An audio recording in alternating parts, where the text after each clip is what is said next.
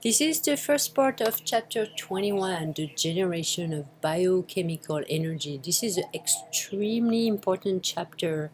I sincerely invite you to read the textbook, and I'm expunging some of the complex reaction because I think it's a little bit too overwhelming. So we're looking at energy. So energy can go from one form to another, but can neither be created or destroyed. This is the first law of thermodynamics. Nothing is created, nothing is destroyed, everything is transformed. So we're going to look at here, how does it work? Well, living things do mechanical and chemical work. They can synthesize molecules and they can move them across cell membrane. We're going to look at cells in a few minutes. That energy comes with the sun. That is the ultimate source of energy. So we do depend on what we call the producers, which are the one who can convert the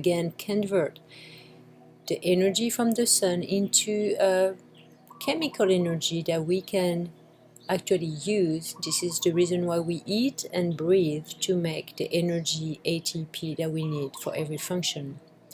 Plants are the one who can convert sunlight to that potential energy. Potential means that you don't necessarily have it available, but it can be used to make actually the energy that we need for the work. Plants, well, we think about plants as the one we have on the land, but you need to also know that phytoplankton and algae are going to be very important as well for producing that energy, and those are in the ocean or of water-based media.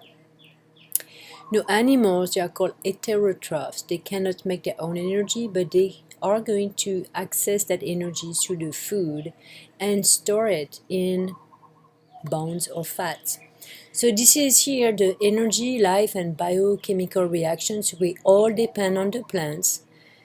Again, I wish they would say plants and algae, phytoplankton, the one we have in the water, not only on the earth. So they all take the energy from the sun, solar energy, that is converted into chemical energy.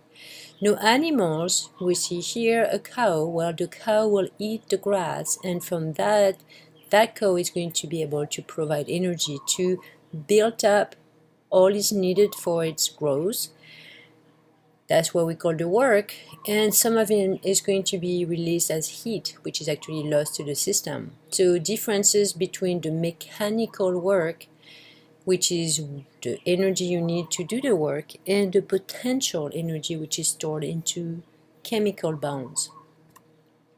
So we do have specific requirement for energy. So needs to be released from the food gradually. We're going to look at this when we have a certain amount of sugar in the blood and what happens there. We also need to be able to store the excess energy when, well, we may not have it every day as food, so we need to make sure it's accessible. That release of energy needs to be finely controlled, and we're going to see the hormones that are associated with it in the next few chapters. Just enough energy must be released as heat to maintain constant body temperature. This is good for what we call endotherms, such as humans. Any organism that needs to maintain a somewhat constant body temperature. Ectotherm or poikilotherms are the one who actually can't do this. So they actually save energy, not wasting energy to make heat or release heat from their body, but they are going to be more dependent on whatever source of heat is available or cold is available. That energy must be available to drive chemical reactions that are not favorable at body temperature. So we're going to look at here some reactions that exist in living organisms.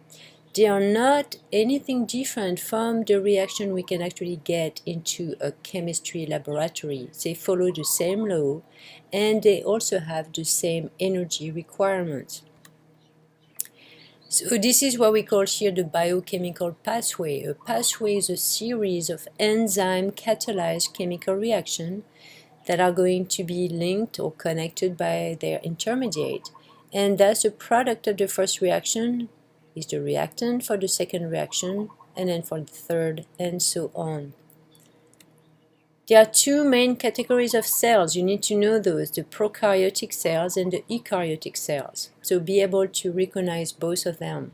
Prokaryotic cells are usually found in single-cell organisms such as bacteria or cyanobacteria, also called blue-green algae. Eukaryotic cells are found in single-cell yeast and in all plants and animals which are multicellular. Most of the time, eukaryotic cells are much larger, about 1,000 times larger than prokaryotic cells. And their features are very important. You look at those, they include, I switch to the figure, a membrane-bound nucleus that you have right there, which contains all the genetic information. That's pretty much the blueprint, and it's a safe to keep all that information protected. And then we have what we call organelles. Organelles are pretty much the organs of the cell, organelles. They're all membrane-bound as well, and some of them, the one we're going to really study for that production of energy, is called the mitochondrion, plural mitochondria. We also have here the intercellular fluid called the cytosol, cilia or microvilli, which can be extension of the cells on the outer part, a lysosome, which can actually break down and get rid of unwanted molecules or components of the cells that are worn out. The cell membrane is the one that just encloses everything inside that cell. Ribosome, we're going to see the other one involved with protein synthesis. So you need to just review all of them and understand their major function. The endoplasmic reticulum, there are two, the rough one who contains ribosome and the smooth one, which is smooth because it has no ribosome on top. The Golgi apparatus, which is here, helping to actually double check everything was made properly and eventually ship it to other locations. And the one we're going to really look into is the mitochondrion, plural mitochondria, the power plants of the cell. Most important of the organelles for making the energy. Produce about 90% of the body's energy carrying molecule, ATP, adenosine triphosphate.